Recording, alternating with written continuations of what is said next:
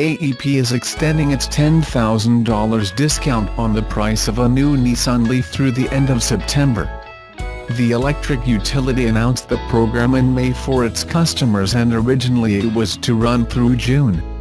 The offer is a $10,000 discount on the price of a Leaf, which starts at just north of $30,000, and can be used in conjunction with the $7,500 federal tax credit for electric vehicles.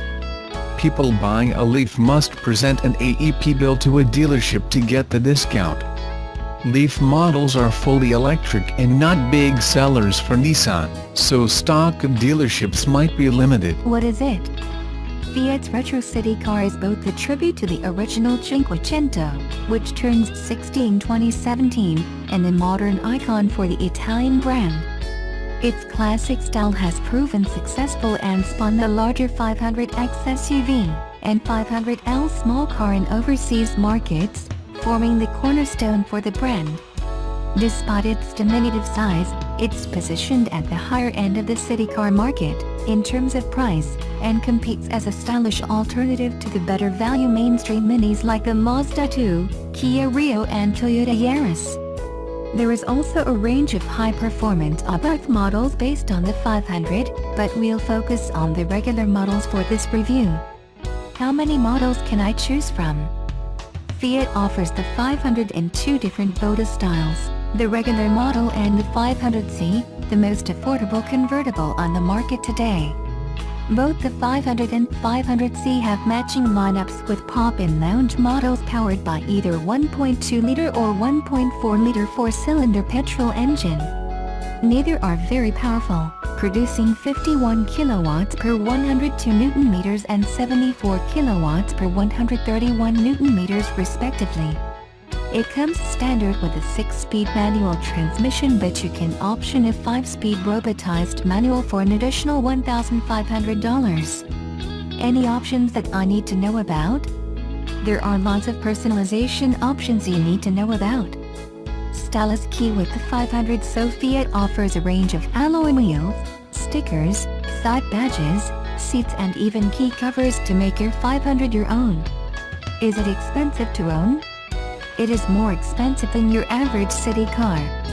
Although it is covered by Fiat Chrysler Australia's MOPR capped price servicing program, the costs are higher than average for the city car class.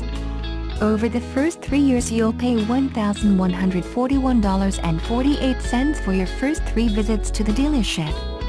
Any issues I need to know about? Fiat may not have a great reputation for reliability, but the latest 500 seems to have turned a corner for the brand. We aren't aware of any major, long-term problems with the little car, which is the most economical model. Not surprisingly, the smaller, less powerful engine is better on fuel, sipping just 4.8 liters per 100 kilometers. That compares to 6.1 L/100 kilometers for the 1.4-liter engine, which is surprisingly high for such a compact city car. So if keeping your fuel bills down is top priority, pick the POP, which is the safest model. This is where the 500 is starting to show its age. The car has been on sale since 2009 without major mechanical changes, with none of the latest active safety equipment available. So that means no autonomous emergency braking, no forward collision warning, no blind spot monitoring and no rear cross traffic alert, even as an option. You can't even get cruise control. Instead, safety is limited to full airbag protection for all passengers plus the usual stability control and anti-lock brakes. Both the pop-in lounge models are as safe as each other, but there are better equipped small car alternatives when it comes to safety. Which is the best model to drive? While the engines may be modest in terms of performance, the small size of the 500 means they feel zippy enough on the road. The 1.2-liter does, however, need to be revved to get the best out of it because it feels a touch lazy at low revs. The 1.4-liter has better low-end pulling power, so it feels a touch stronger, but both engines are happy and willing to be revved hard and reward that with peak performance. To get the best out of both engines, we'd recommend sticking with the standard 6-speed manual. While manual transmissions may not be favored in Australia, it is the preferred option in the 500 because not only is it a nice gearbox, with a smooth action, the automatic option is no good. The 5-speed robotized manual may offer a 2-pedal setup that looks like a traditional auto, but it's, as the name explains, a manual gearbox that changes gears via computer control.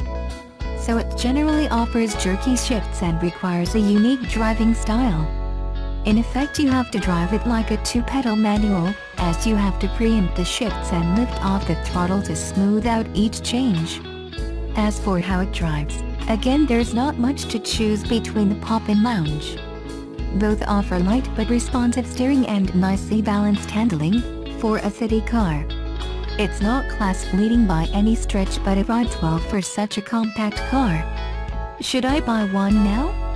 Obviously, end of financial year sales are over now, but Fiat is currently offering drive-away deals on the 500/500C.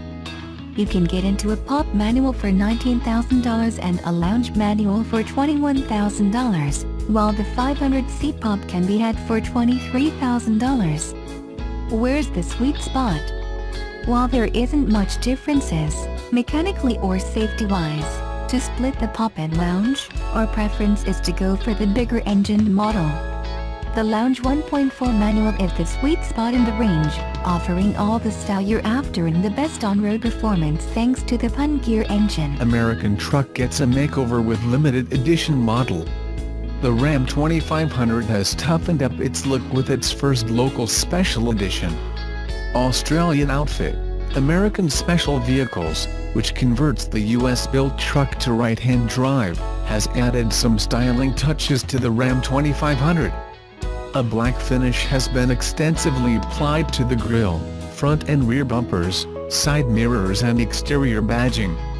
The 2500 Code Black has also replaced the 18-inch alloy wheels from the standard version and is equipped with enormous 20-inch black alloy wheels that hold Nitto all-terrain tires, along with heavy-duty wheel arch flares to accommodate the upsized wheels. Ram has upped the price of the Code Black edition to $149,500 before on-road costs compared to the $139,500 regular 2500. Power for the 6-seater comes from the same 6.7-liter Cummins 6-cylinder turbo diesel unit that produces 276 kilowatts and a barnstorming 1084 Nm and is mated to a 6-speed automatic transmission. The Code Black has the same load capabilities as the stock 2500 with a payload of 913 kilograms and a maximum brake towing capacity, using a pintle, of 6942 kilograms. A special edition has been added to the Nissan Qashqai range in Australia, called the N Sport. It brings $1,800 worth of added value. The N Sport isn't some Nismo Hyperspeed Race Edition, as the name might suggest. Instead, it's based on the street variant and comes with a number of sporty highlights to help separate it from the rest. For the exterior, there's a set of 18-inch alloy wheels, along with a range of ice chrome highlights such as the door sills, front lip trimmings, lower tailgate finisher, and some front and rear styling plates. Aside from these upgrades, the N Sport continues on as the Qashqai. This means it comes with a 2.0-liter naturally aspirated 4-cylinder producing 106 kilowatts and 200 Newton meters. It comes matched to a CVT automatic with front-wheel drive, offering a combined cycle fuel consumption of 6.9 L/100 kilometers. Inside, passengers can use the touchscreen multimedia interface, while the driver gets cruise control, a rear-view camera, Bluetooth, and a full suite of safety systems that help the Qashqai earn a 5-star AEP safety rating. The Nissan Qashqai has been a very popular model in Australia since its debut. So far this year, the local arm has sold 6,473 examples, through June, enough for third spot in the class in terms of popularity. Sales are up 0.9% year-to-date. Nissan Australia says the special edition goes on sale from early July, with prices starting at $28,690, before on roads. This is up only $200 on the equivalent street, with a drive-away offer of $26,990.